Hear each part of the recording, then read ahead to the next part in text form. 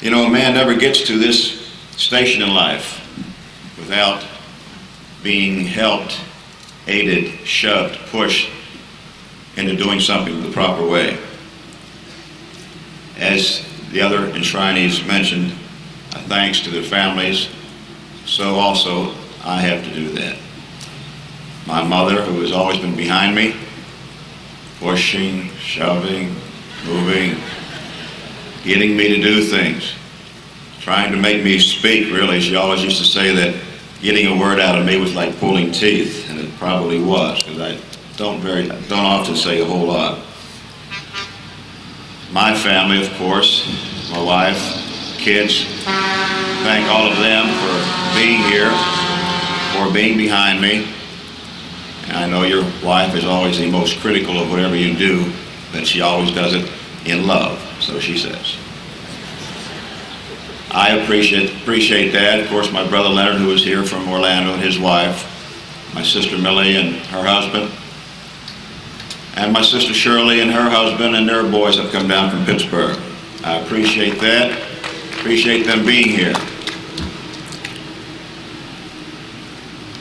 Also, all the blue and white outfits out there with the Colts written on it.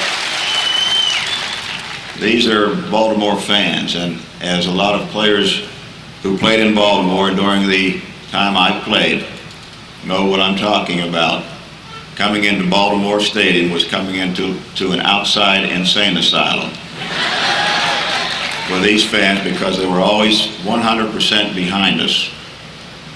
And I hope that they get 100% behind the new regime to try to help and aid them in getting to the Super Bowl, so that we can put more Baltimore Colts in this Hall of Fame.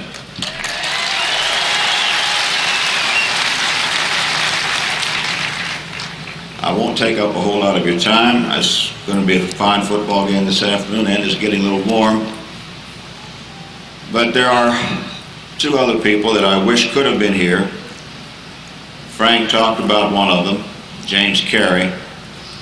James Max Carey, and his son is here. Jimmy is here somewhere with his two sons, and I thank them for coming down. Max Carey was a great influence on me when I was in high school as a football player. He worked with me, taught with me, treated me like a son. And I can always remember Max saying, when the going gets tough, the tough get going. And that's what I expect out of you, 110% at all times. I've always tried to remember that and give 110.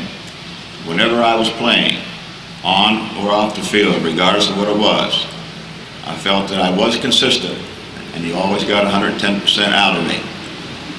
Then there was a newspaper man with my first football game in Baltimore, a little funny little fat guy over there with a beard, sitting down there by the name of Cameron Snyder, who came over to me, noticed that I was nervous, and said, "John, I just want you to remember this, that the game you're playing today is a kid's game, but it's being played by men. Go out and do a job." And I thank him for that, Cameron. It's hard to remember everyone, very difficult, because as I said, a lot of people touch your life as you're growing up, in small ways possibly. Some are larger than others. You know, just by a word, a congratulatory word, or say, "Gee, thanks for the entertainment you have given us over the years." All these are great things to remember, and I'll remember them. I'll remember this day.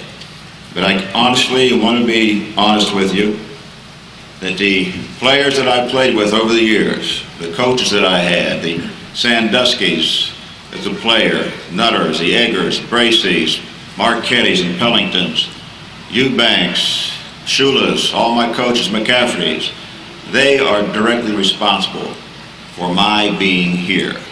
And I want you all to know that, because I've never have forgotten it. I thank you very, very much for your attention and for the kind words, and may God bless all of you. Thank you.